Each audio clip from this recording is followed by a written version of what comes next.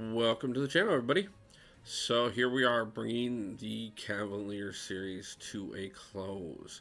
This will leave us just the Paragon series left to finish up, but we will be doing that over the next couple of weeks. We're going to be getting multiple videos a day out for those start. So, but let's go ahead and get this one wrapped up and get moved on to the bigger and better. Honestly, we got quite a bit of things coming up here soon. Don't forget, reach out to me on Line Chat or Discord if you're interested in being part of the 3-star tournament. We have that coming up this week. So I did a little different on the team here. Normally we just do a team shot, but I wanted to kind of go over how we set this up as far as what the plan was, which was a sound plan. We do screw it up, unfortunately, but you've seen me do some really good gameplay with Aegon, so if this had went right, we would have been doing pretty good and solid, honestly. So we did go ahead and set up the entire team around Aegon here. We are going to go ahead and, obviously, we brought in Star-Lord for the combo shield. Obviously on top of that too, because he gets the same benefit from it. So we went ahead and then brought in Angela there for the increased fury. Plus on top of that, she benefits with Heimdall here, which once per fight you can dash back and hold block to get an indefinite duration fury buff, increasing your attack.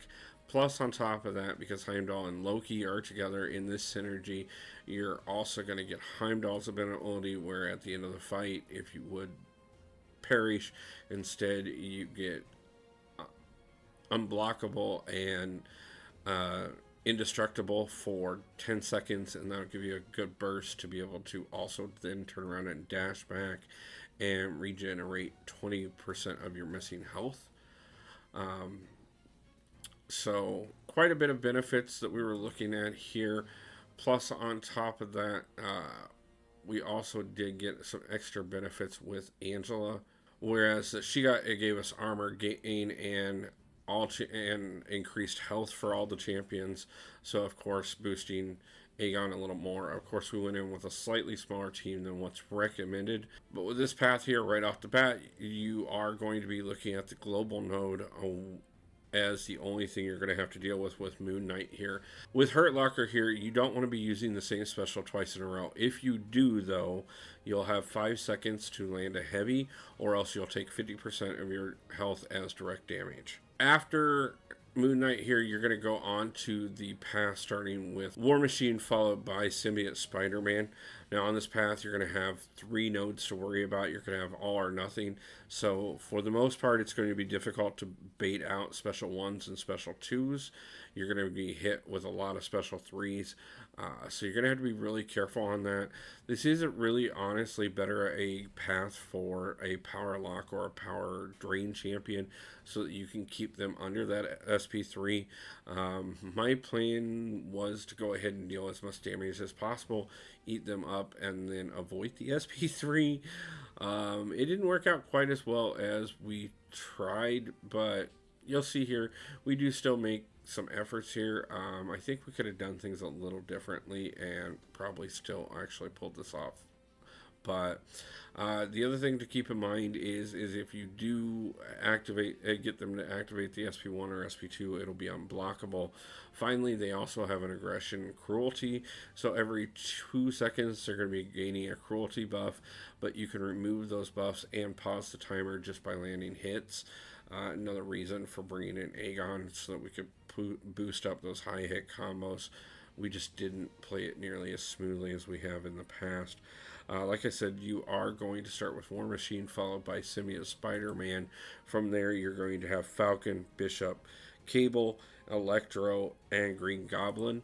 Now, I do want to talk about Electro and the 2 mutants here, because that was really the big thing about having Aegon, is we needed to have him ramped up well off of the previous fights to be able to go ahead and carry him through Electro's damage from just dealing damage to him, the reverberation damage back on that electricity. So, as well as overcoming the deficit from being class disadvantage with Cable and Bishop there. The mistakes that were made did cost us this year. We'll go ahead and talk about them quite a bit more in the end. It is also going to be a factor here on Sentinel. The thought process was, of course, if we could have gotten up to 150 to 200 hits on our combo meter before getting into Sentinel here, then we could only have to deal with the fact that he has one major disadvantage, which is every class has some disadvantage.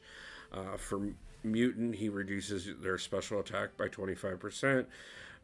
For skill champions, he has an increased chance to resist crit damage. For science champions, he reduces the effects of their debuffs.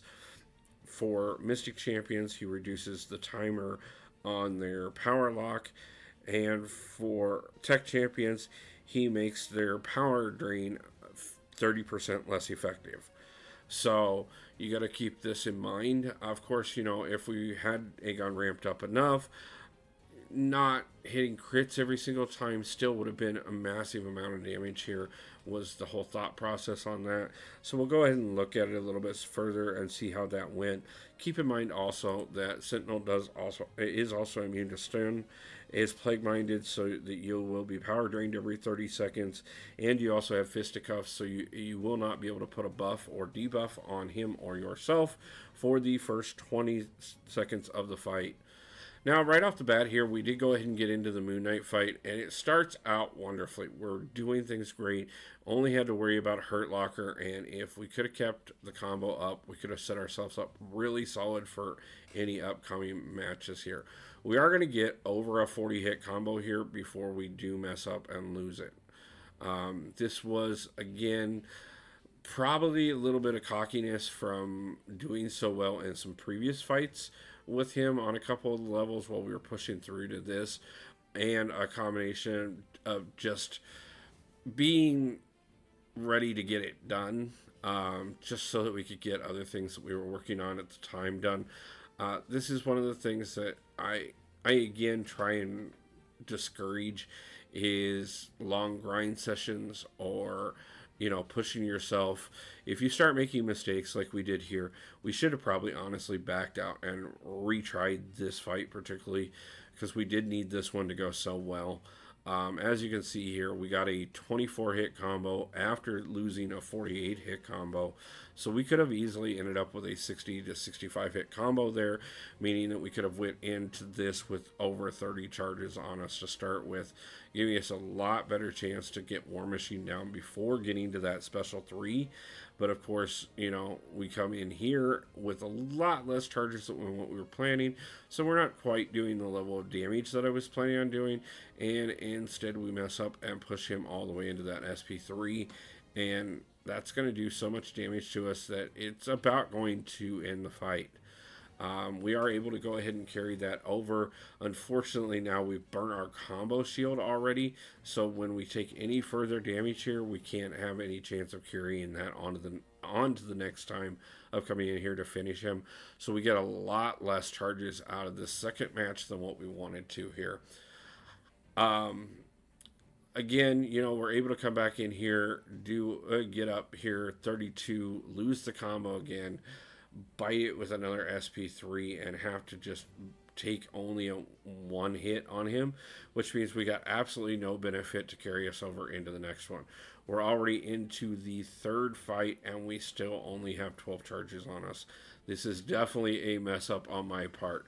I fully admit this is one of the ones that probably should have been played a little differently, and that we should either looked at a power lock champion or turned around and made sure after that first fight went wrong that we just went ahead and either refilmed on another day or reattempted that fight to see if we couldn't hold that combo a little better to get ourselves better set up for these upcoming fights. Now, we were able to go ahead and finish off Symbiote Spider-Man and get over here to Falcon, but again, still low hit combo on that meter. We should be well into the 40 to 50 hit range at this point, and we are only at 16 on that combo meter. And Falcon isn't going to be going down easily, especially if we're going to push him all the way up to that SP3, which unfortunately we're going to here. Nice thing is we did have the combo shield in place for the SP3 to be able to survive that.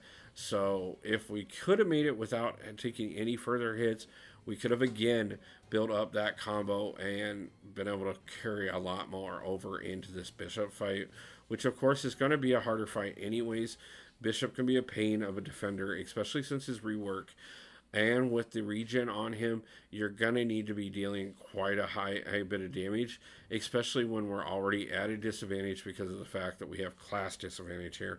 So it was going to be one of the ones that I really needed to be ramped up for, but I figured if we could have been ramped up well here, we could have carried through over into Cable and carried over quite a bit more than just a 29 hit combo meter coming in here. So again, Cable, another one that's actually only real advantage that we have is that he doesn't have his full horseman abilities, but again, lots of regen ability right there because of the node and everything, and this is gonna be a real pain for us.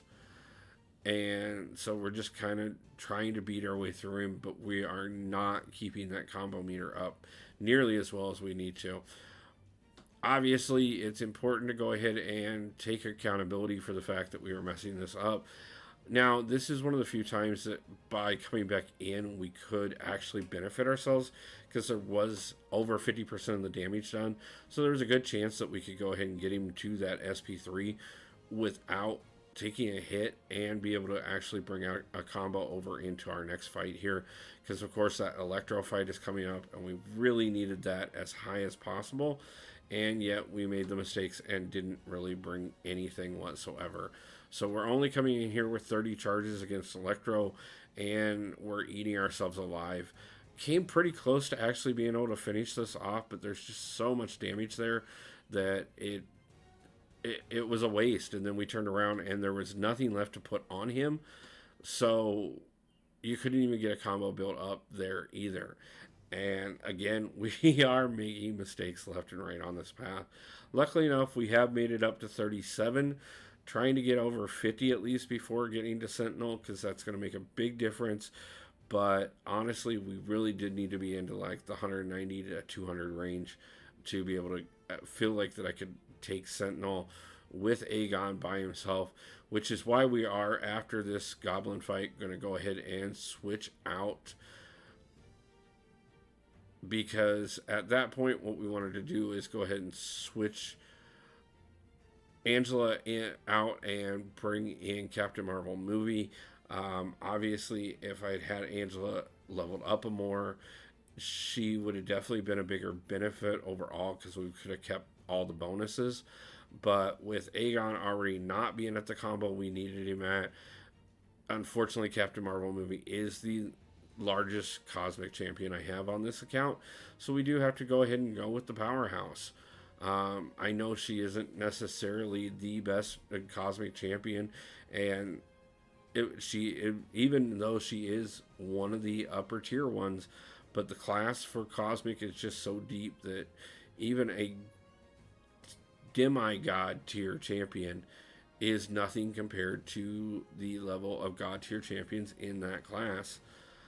So, I mean, she did what she could.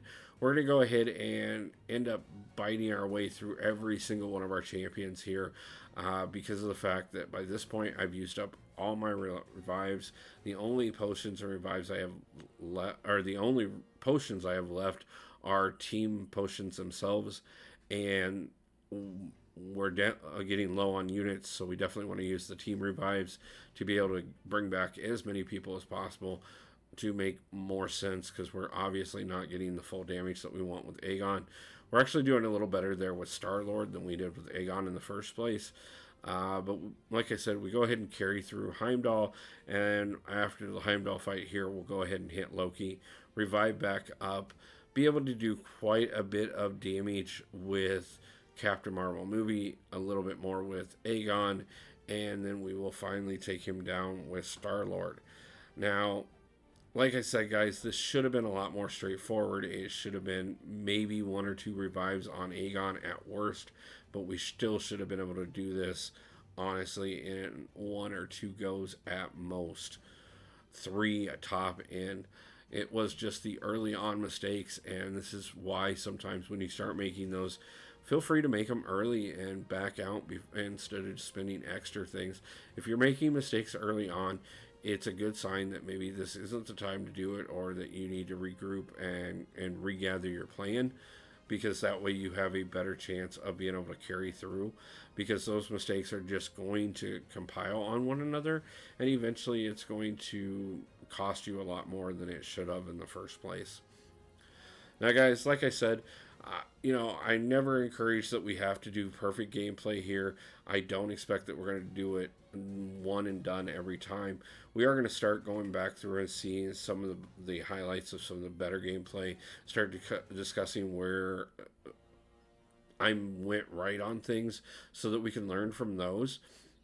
But at the same time, guys, it is a balance of somewhere between perfect and your best. Okay, you don't want to be playing at your worst, because you will cost yourself a lot more than you need to do. This game is a lot of resources, it's a lot of time, and sometimes you just have to slow down, take a breath, and come back in. Obviously, here with Captain Marvel movie, if we could have gotten a few more charges out of her, we're going to finish off Sentinel. Instead, we're leaving him with 4% health left. Now, Star-Lord obviously is more than able to handle that, but we shouldn't have had to have brought him in whatsoever, and we definitely should not have been concerned about revives there. So, it is one of those things, but obviously we did go ahead and finish it up, and there is the Cavalier title for the backup account. So, we were able to do that before we hit the 4th of July. Mind you, this account wasn't getting any deals anytime soon, but we did want to go ahead and get over and get the Paragon series finished, which we are going to be getting videos out, like I said, 2 a day for the rest of the week on that, and we should be closing that out very soon so that we can go ahead and start on some bigger and better things. We do, again, have the 3-star tournament starting this Sunday. Please reach out to me if you're interested on Line Chat or Discord. I do apologize that the Discord link before had expired. I have renewed that to be an indefinite one, so that it is correct on the channel now, as well as it will be listed in the description of this video. Also, if you haven't, feel free to go over and check out what we did do for the main account as far as 4th of July deals. We had some amazing openings over there. It was a just outrageous time, guys. So feel free to jump over and check out that video, or go ahead and continue on, because we do have the Thronebreaker series out as well.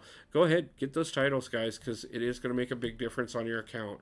Don't always worry about the deals, because the progression on the game can make a bigger difference to your account than the deals most of the time. I do realize it's a little different this year, but at the same time, that progression is what makes the difference. So I'll see you guys back soon, and we'll go ahead and keep progressing together. Thank you guys for all the support as we grow the channel. I absolutely appreciate every one of you. Make sure you hit that like button, that subscribe button, and I will see you back soon. Peace out.